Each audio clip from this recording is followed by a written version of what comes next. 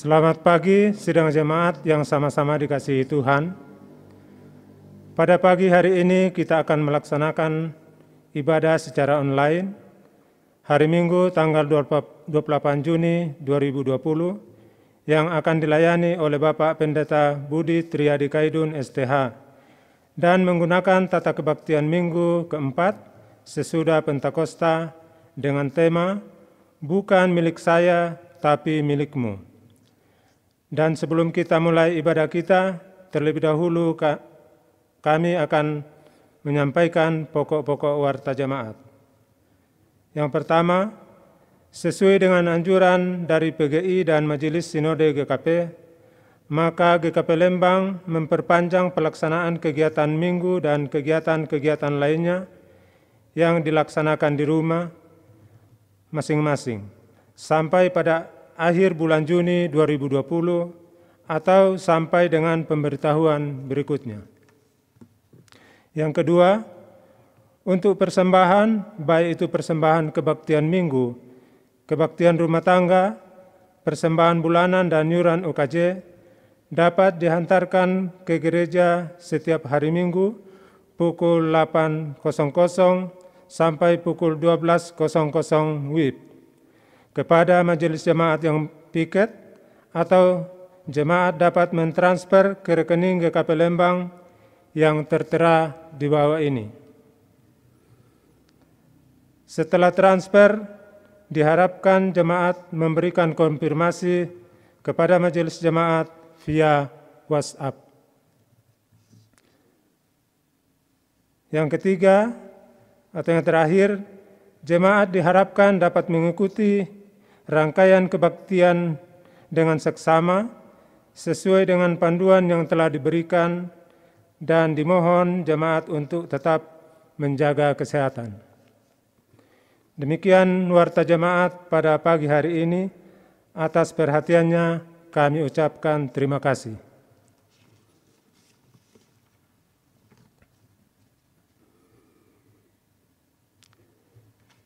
Jemaat yang dikasihi Tuhan, kita akan memulai kebaktian kita pada pagi hari ini. Kita mengambil saat teduh sejenak untuk mempersiapkan hati kita.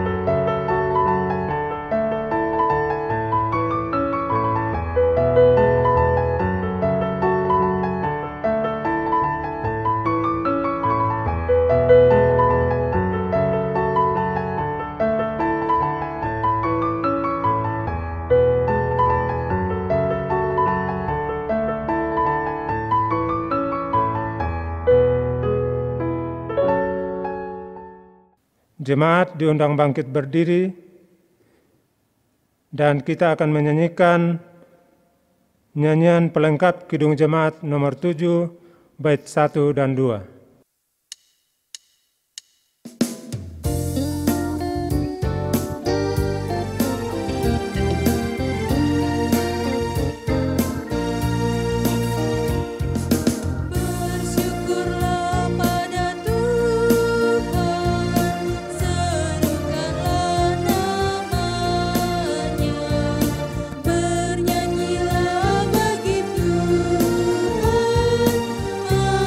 Berbalik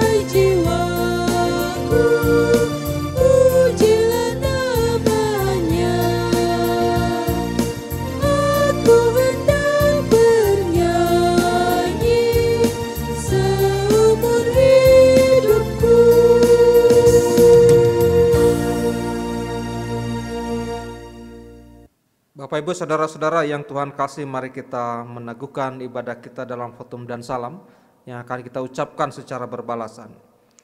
Pertolongan kita adalah dengan nama Tuhan yang telah menjadikan langit dan bumi, yang memelihara kesetiaannya sampai selama-lamanya, dan yang tidak pernah meninggalkan perbuatan tangannya. Anugerah dan damai sejahtera dari Allah Bapa, Anak dan Roh Kudus menyertai saudara-saudara. Dan menyertai saudara juga.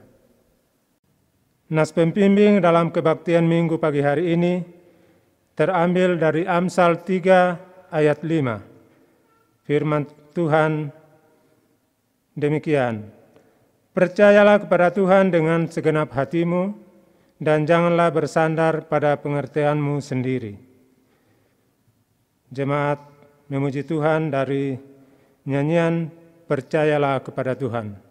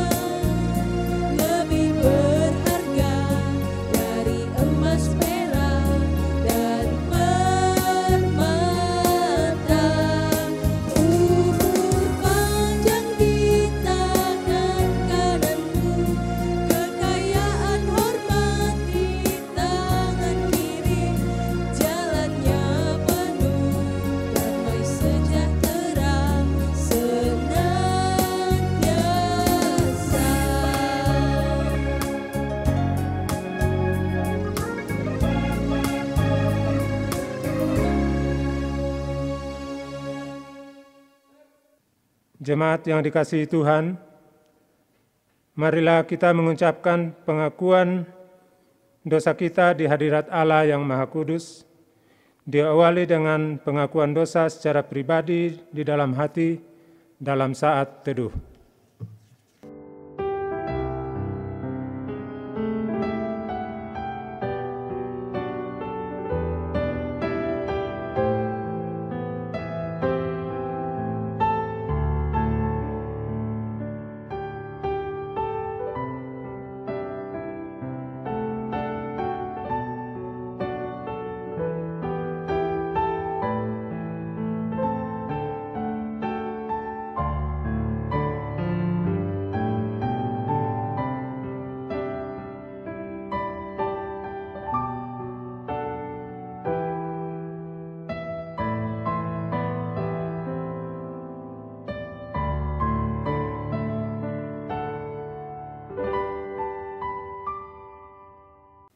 Kita ucapkan bersama-sama.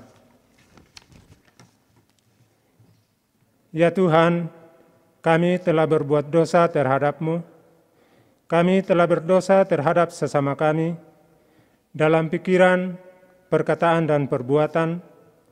Telah banyak kami menyimpang dari jalan-Mu yang benar. Ampunilah dosa kami ya Tuhan. Kasihanilah kami ya Tuhan. Kasihanilah kami ya Kristus. Kasihanilah kami ya Tuhan. Amin.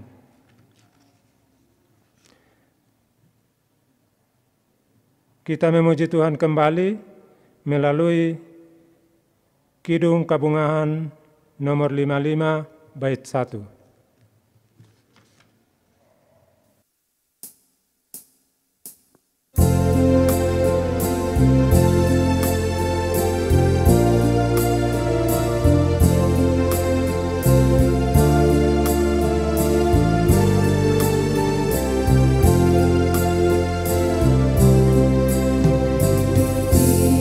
Kita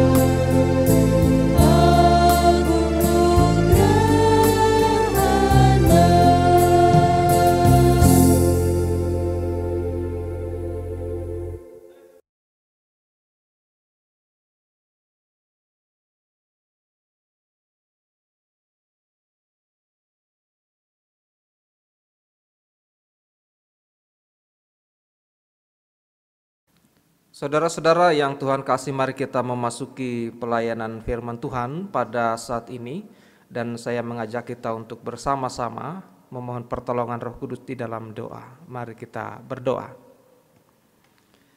Bapa di dalam surga, pada saat ini sungguh dengan sukacita kami datang kembali kepada Tuhan.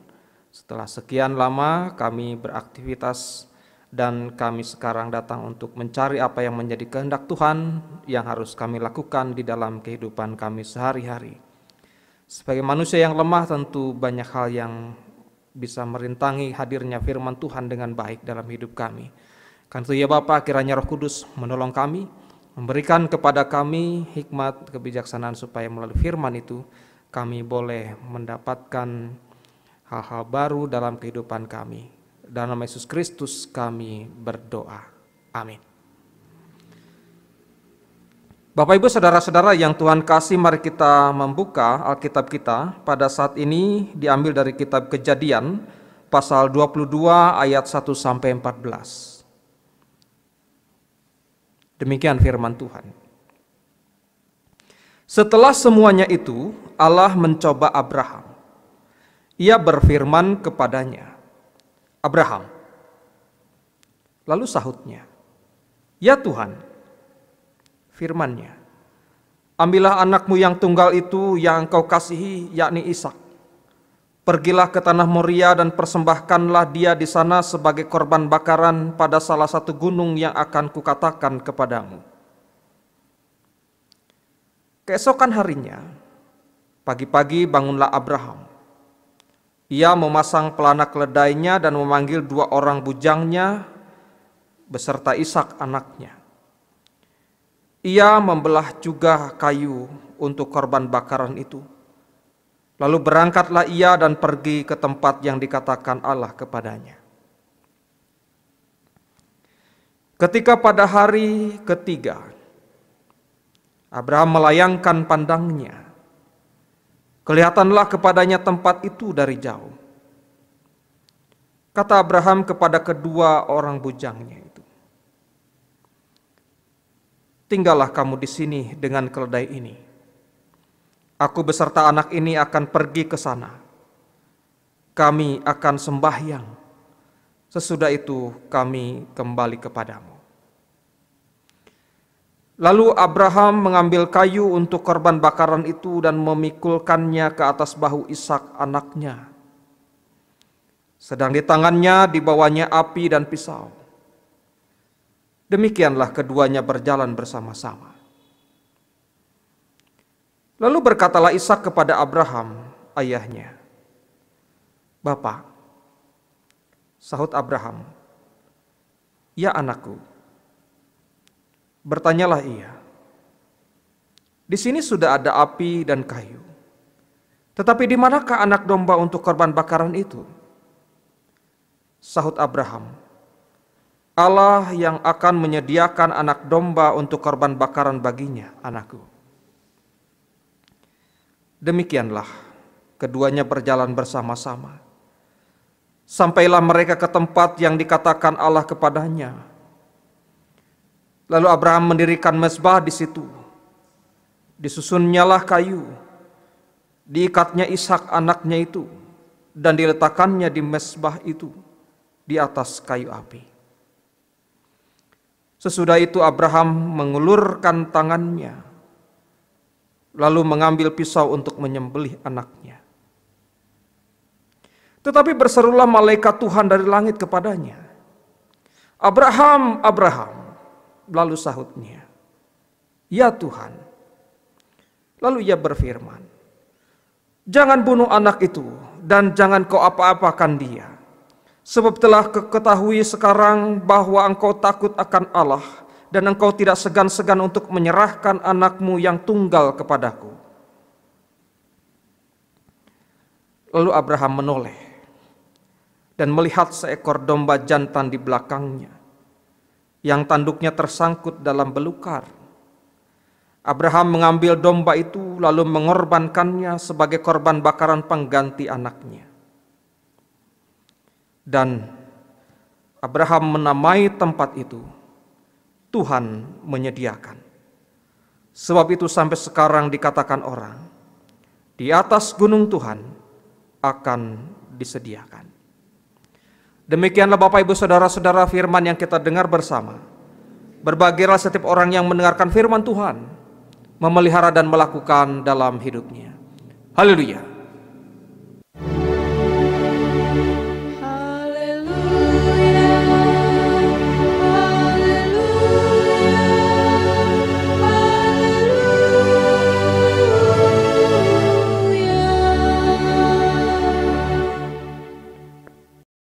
Bapak Ibu Saudara-saudara yang Tuhan kasih, mari kita memasuki renungan pada saat ini dengan tema Not mine but yours. Bukan milik saya tapi milikmu. Saudara-saudara yang Tuhan kasih, peristiwa dalam perikop ini kemungkinan terjadi tidak lama setelah peristiwa diusirnya Hagar beserta Ismail oleh Abraham dalam pasal 21 ayat 10. Setelah peristiwa itu, Allah mencoba Abraham untuk mempersembahkan Ishak di salah satu gunung di tanah Moria. Allah menguji Abraham apakah ia rela mempersembahkan Ishak yang saat itu sudah menjadi anak tunggal Abraham pasca pengusiran Hagar dan Ismail anak terkasih. Dan bukan sebuah kebetulan kalau Allah menyebut Ishak sebagai anak tunggal Abraham saat itu. Padahal Abraham memiliki anak lain, yaitu Ismail.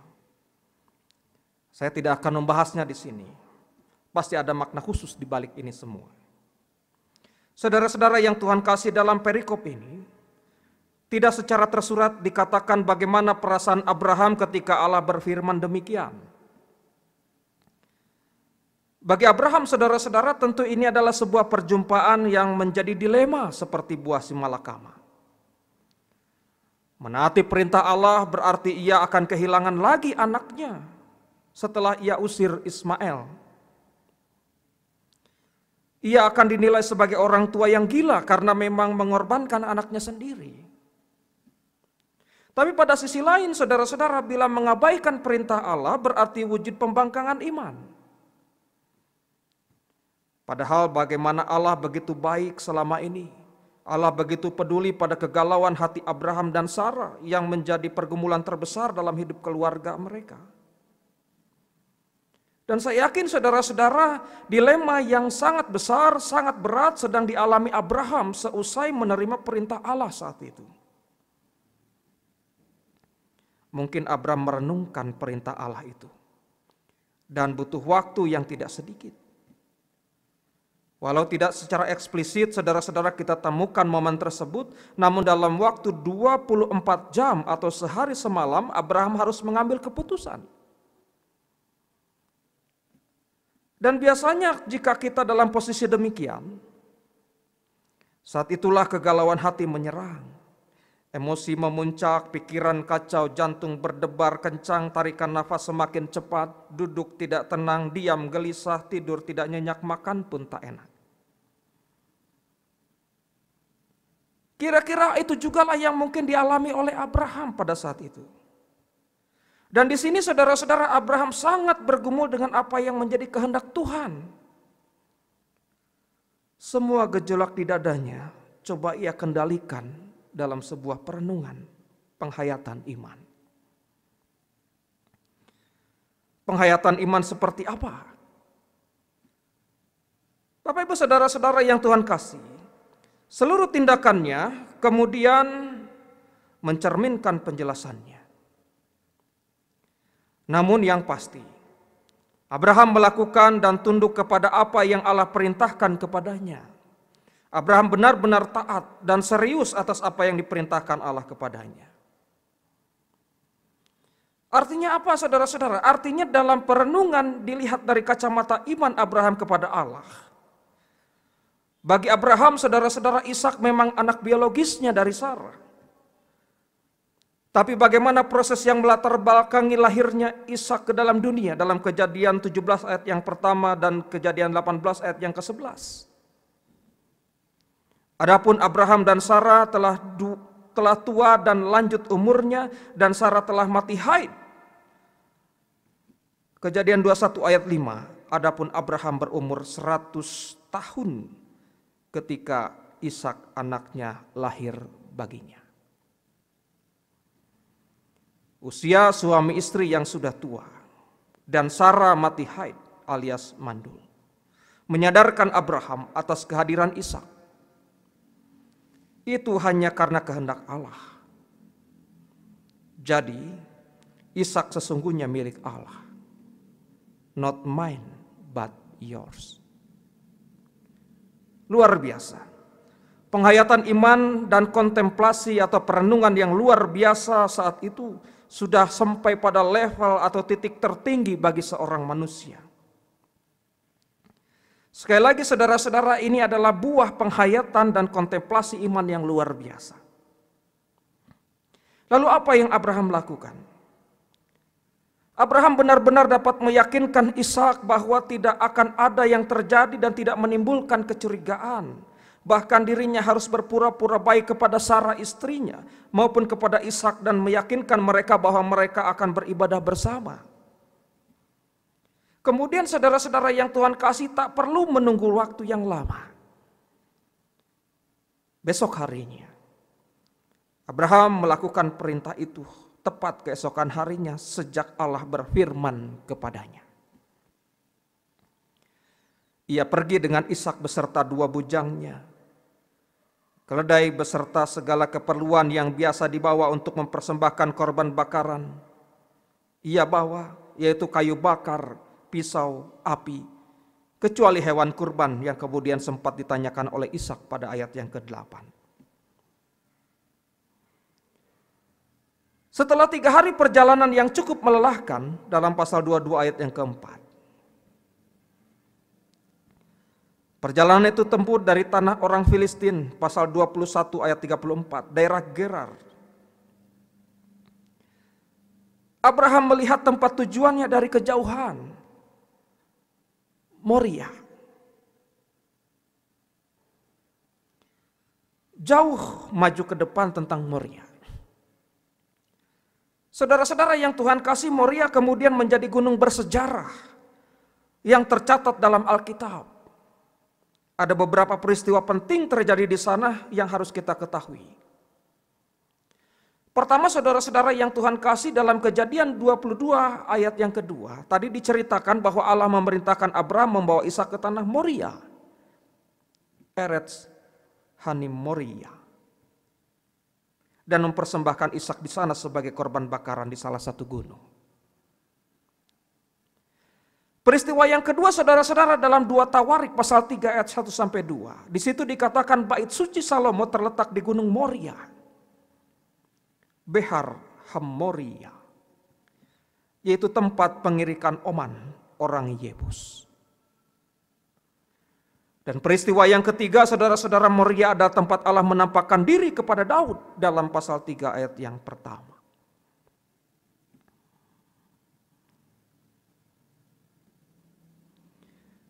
Melihat gunung Moria,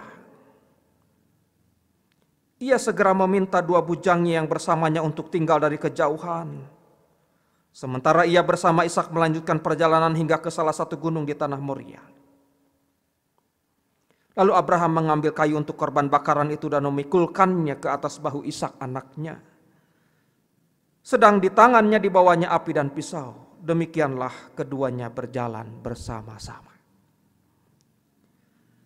Saudara-saudara yang Tuhan kasih, di tengah perjalanan, lalu berkatalah Ishak kepada Abraham, ayahnya, "Bapa," sahut Abraham, "Ya anakku."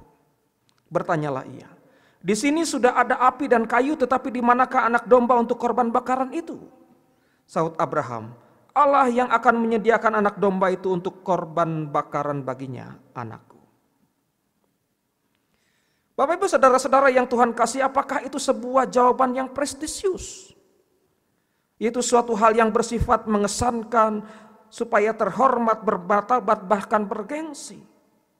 Atau saudara-saudara, apakah jawaban itu hanya untuk menghibur Ishak yang tidak tahu kalau dia sendiri yang akan dikorbankan? Atau adalah sebuah keyakinan iman? Saya memahami saudara-saudara yang Tuhan kasih, jawaban Abraham adalah sebagai sebuah keyakinan iman. Mengapa demikian? Karena sejak awal saudara-saudara Abraham telah memiliki iman yang teguh tentang Allah. Dia tidak pernah ragu tentang kemahakuasaan Allah. Jadi jawaban itu adalah sebuah keyakinan iman tentang Allah yang luar biasa. Dan kembali kita lihat dalam diri Abraham di sini. Kemudian saudara-saudara yang Tuhan kasih, setelah tiba di tempat yang dituju, lalu Abraham mendirikan mezbah di situ, disusunnyalah kayu, diikatnya Ishak anaknya itu. Sampai pada saat bagian ini saudara-saudara, Alkitab tidak mencatat adanya penolakan atau perlawanan dari Ishak. Sepenuhnya saudara-saudara Ishak menuruti perintah ayahnya. Diikatnya Ishak anaknya itu dan diletakkannya di atas mezbah itu, di atas kayu api. Perasaan yang hancur dan sedih pasti melingkupi Abraham karena Ishak yang akan dikurbankan terikat tak berdaya di hadapannya. Bahkan pergumulan Abraham tidak hanya sampai di situ. Dirinya diperhadapkan pada situasi yang sulit berikutnya, yaitu eksekusi. Sesudah itu, Abraham mengulurkan tangannya, lalu mengambil pisau untuk menyembelih anaknya. Tapi berserulah malaikat Tuhan dari langit kepadanya, "Abraham, Abraham." Sahutnya, "Ya Tuhan." Lalu ia berfirman, "Jangan bunuh anak itu dan jangan kau apa-apakan dia. Sebab telah kau ketahui sekarang bahwa engkau takut akan Allah dan engkau tidak segan-segan untuk menyerahkan anakmu yang tunggal kepadaku." Lalu Abraham menoleh dan melihat seekor domba jantan di belakangnya yang tanduknya tersangkut dalam belukar. Abraham mengambil domba itu lalu mengorbankannya sebagai korban bakaran pengganti anaknya. Dan Abraham menamai tempat itu Tuhan menyediakan.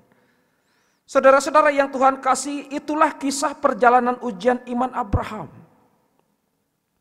Penuh dilema dan sangat menegangkan, yang berakhir dengan bahagia. Bagaimana dengan kita? Hikmat apa yang bisa kita peroleh dari ujian iman Abraham ini? Saudara-saudara yang mengasihi Tuhan, yang pertama saudara-saudara berbicara tentang memiliki. Selain dosa, adakah yang bukan milik Allah dalam dunia ini? Seluruh isi dunia ini milik Allah, termasuk apa yang kita miliki saat ini. Sekarang saya bertanya kepada saudara-saudara, apa yang saudara miliki saat ini? Saudara punya rumah, punya uang, surat berharga, emas, permata, intar, berlian, mobil, motor, kebun, sawah, tanah, warung, toko, pekerjaan, keluarga, anak, saudara, teman, sahabat, kesehatan, kekuatan, kepintaran. Pertanyaannya saudara-saudara, dari mana datangnya semua itu?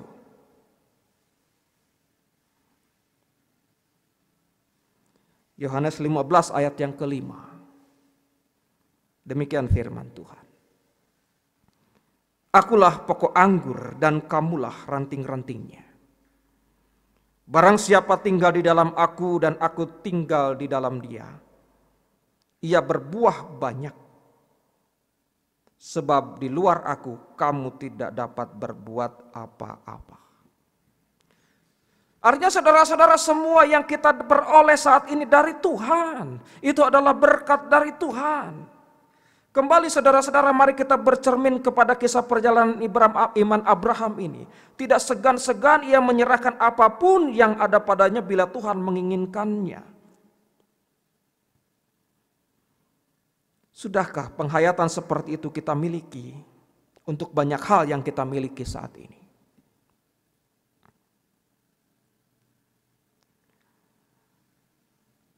Bapak Ibu saudara-saudara yang Tuhan kasih, kadang kita merasa kecintaan kita kepada apa yang kita miliki sangat besar, melebihi kecintaan kita kepada Allah. lalu berujung pada sikap tidak rela meskipun Allah memintanya dari kita, walau hanya 1/10 saja dari penghasilan kita.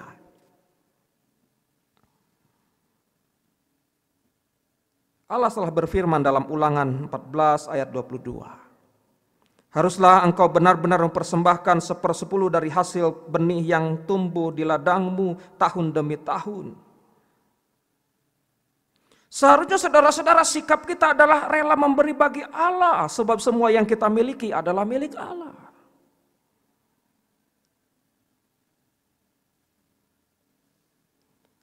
Amsal 3 ayat 9-10 mengatakan demikian. Muliakanlah Tuhan dengan hartamu dan dengan hasil pertama dari segala penghasilanmu.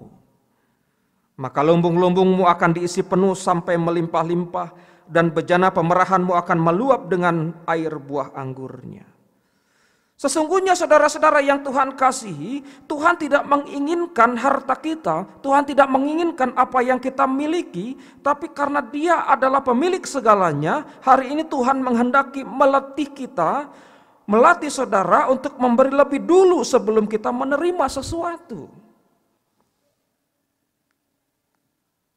Bukankah Tuhan yang menyediakan benih bagi penabur? Bukankah Tuhan yang menyediakan roti untuk dimakan?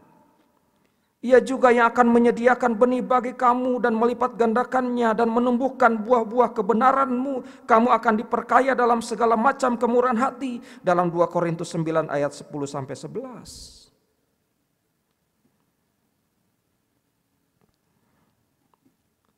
Termasuk hidup kita. Saudara-saudara yang Tuhan kasih, kita sudah ditebus dengan harga yang mahal. Dalam Efesus 1 ayat 14. Dan Roh Kudus itu adalah jaminan bagi kita sampai kita memperoleh seluruhnya, yaitu penebusan yang menjadikan kita milik Allah untuk memuji kemuliaannya. Dalam 1 Petrus 2 ayat 9. Tetapi kamulah bangsa yang terpilih, imamat yang rajani, bangsa yang kudus, umat kepunyaan Allah sendiri, supaya kamu memberitakan perbuatan-perbuatan yang besar dari Dia, yang telah memanggil kamu keluar dari kegelapan kepada terangnya yang ajaib. Artinya saudara-saudara, hidup kita adalah milik Allah.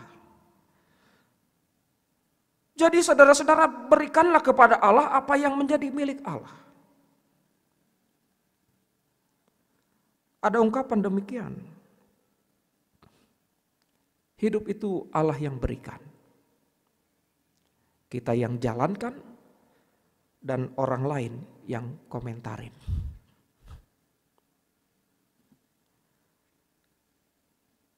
Hidup itu saudara-saudara Allah yang berikan, kita yang jalankan, orang lain yang komentarin. Jadilah hidup kita dikomentarin yang baik, bukan dikomentarin yang sebaliknya.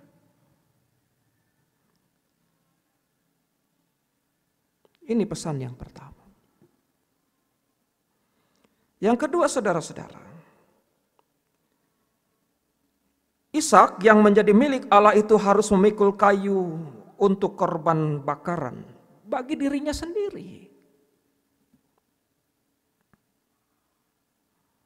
Ishak memikul kayu korban bakaran yang akan dipakai untuk dirinya. Demikian firman Tuhan. Lalu Abraham mengambil kayu untuk korban bakaran itu dan memikulkannya ke atas bahu Ishak anaknya. Bapak ibu saudara-saudara yang mengasihi Tuhan, Ishak tidak berusaha lari daripadanya, melainkan menghadapi, menerima, memikulnya lalu berjalan dengan setia mengarah ke tujuan.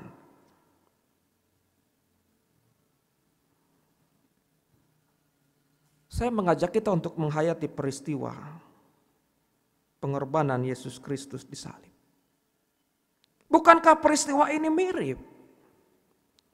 Yesus menghadapi, menerima, harus memikul kayu salibnya, terus berjalan dengan setia ke tujuan.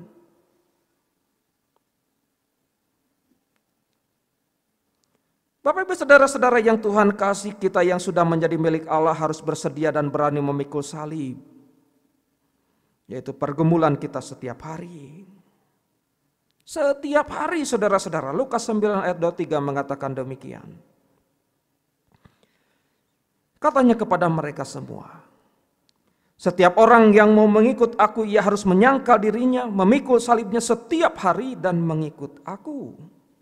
Artinya saudara-saudara, kesulitan apapun yang sedang kita alami setiap hari, terutama pada saat ini, entah itu masalah keluarga, kesehatan, ekonomi, persaudaraan, pekerjaan, sekolah, hadapilah dengan iman dan keyakinan akan penyertaan Tuhan.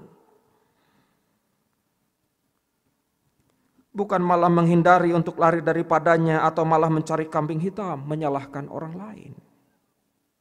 Sebab lari dari kenyataan bukanlah solusi yang tepat, tapi hanya menunda-nunda dan menumpuk masalah saja.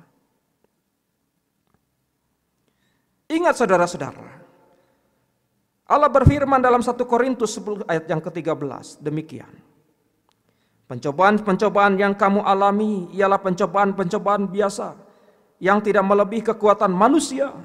Sebab Allah setia dan karena itu Ia tidak akan membiarkan kamu dicobai melampaui kekuatanmu.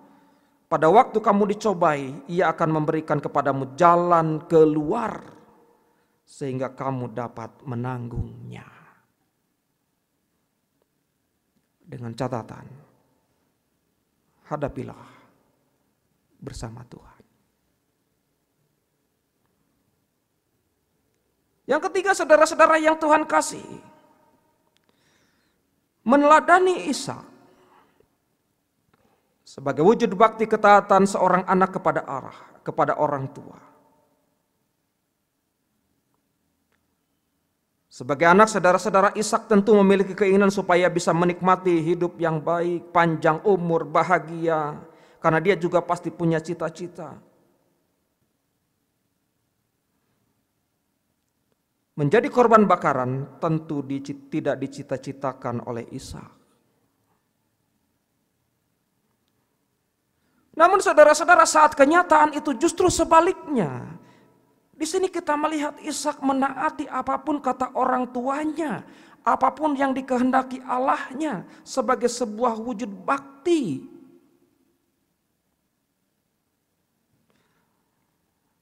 Mungkin sebagian kita akan berpikir Ishak tidak punya pendirian untuk dirinya sendiri. Saudara-saudara, setiap orang boleh menilai apapun tentang Ishak. Tapi di sini Ishak menunjukkan ketaatan iman kepada orang tua dan Allahnya. Dan ketika itu dilakukan, tidak ada penyesalan. Saudara-saudara yang Tuhan kasih, wujud bakti ketaatan kepada orang tua bermacam-macam. Di antaranya terdapat dalam hukum Allah, Keluaran 20 ayat 12, demikian firman Tuhan. Hormatilah ayahmu dan ibumu supaya lanjut umurmu di tanah yang Tuhan Allahmu berikan kepadamu. Karena saudara-saudara, hidup kita sudah menjadi milik Allah, maka panggilan hidup kita saat ini adalah menaati setiap perintah Allah melalui orang tua kita. Melawan orang tua sama dengan melawan Allah. Melawan orang tua, saudara-saudara, tidak akan berakhir dengan kebahagiaan. Tapi Ishak di sini meneladankan kepada kita sekalian. Menghormati orang tua, berbakti kepada orang tua, berakhir dengan kebahagiaan. Mengapa harus demikian? Karena kita adalah milik Allah. Tuhan memberkati saudara. Amin.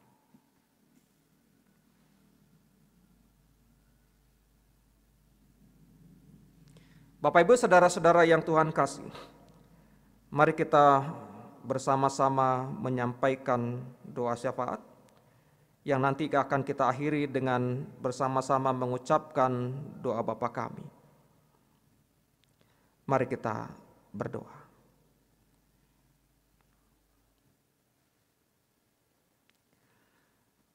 Benar apa yang Tuhan katakan melalui firman saat ini, bahwa hidup kami adalah milik Tuhan.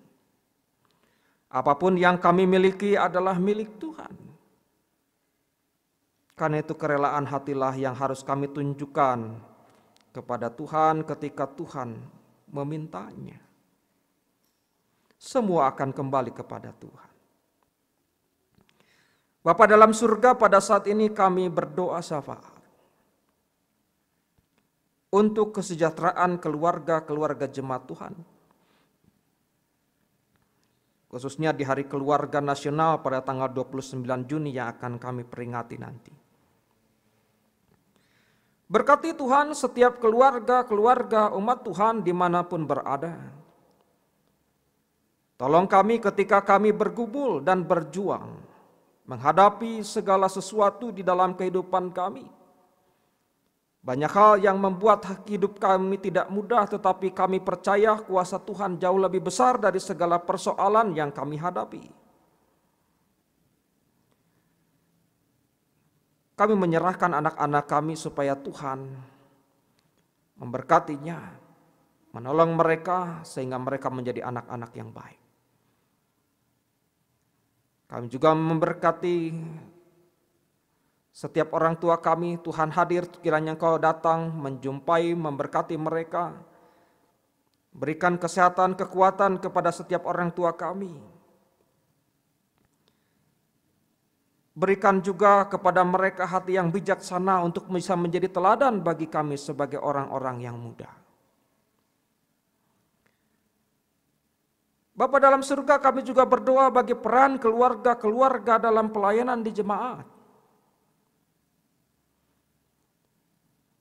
Banyak hal yang bisa dilakukan oleh keluarga-keluarga umat Tuhan untuk mendukung setiap pelayanan-pelayanan yang ada, teristimewa dalam ibadah di rumah di masa-masa pandemik ini. Berikan kepada setiap kami untuk saling mengingatkan, saling mendoakan satu dengan yang lain dalam keluarga jemaat Tuhan. Kami juga teringat bagi peran keluarga dalam pendidikan anak-anak. Sebab dalam keluargalah waktu bagi anak-anak mengalami proses pendidikan lebih banyak. Kan itu ya Bapa, berikan kemampuan bagi kami sebagai orang tua untuk bisa mendidik anak-anak kami. Ampunkan kesalahan kami jika selama ini sebagai orang tua kami mengabaikan pendidikan mereka.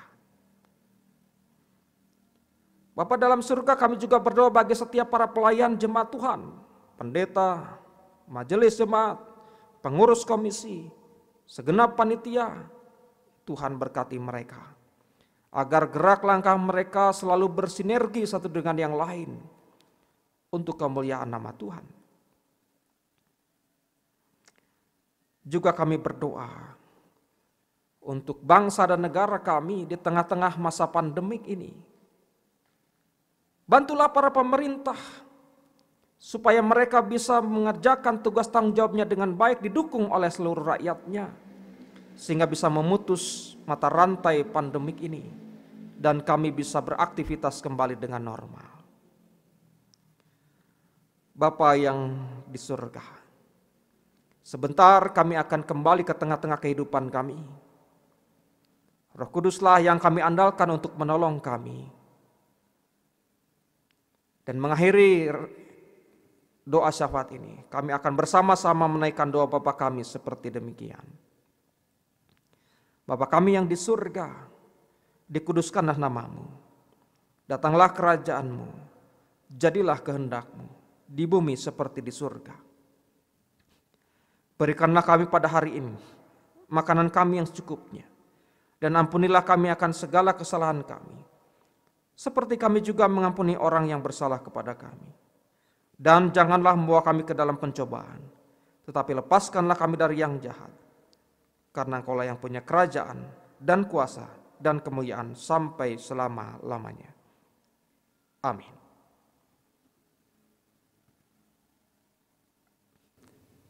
Jemaat diundang bangkit berdiri. Marilah kita mengucapkan pengakuan iman kita secara bersama-sama.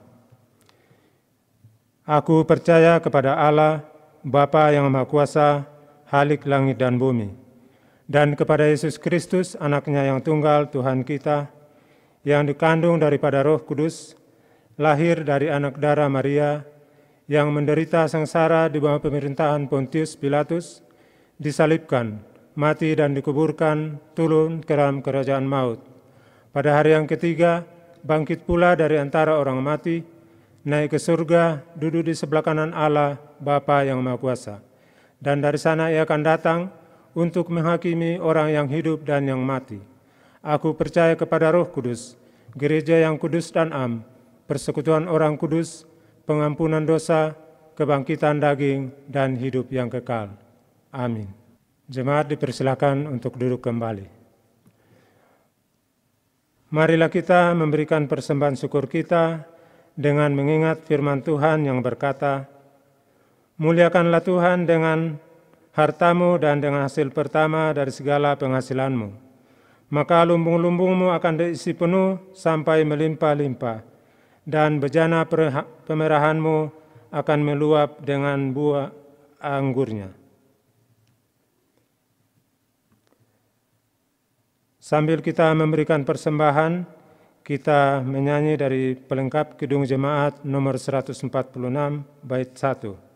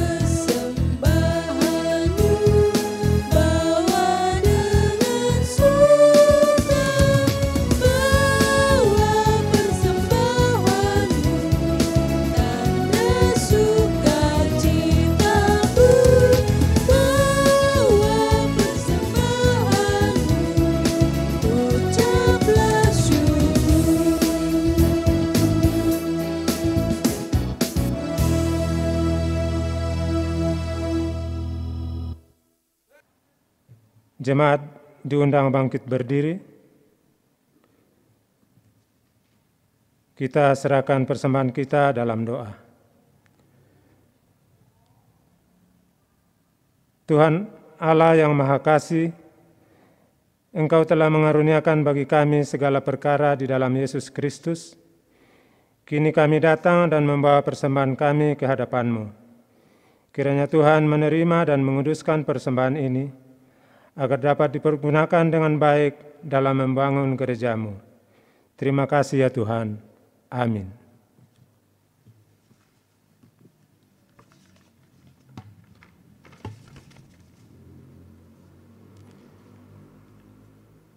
Kita puji Tuhan kembali dari Kidung Jemaat 362 bait 1.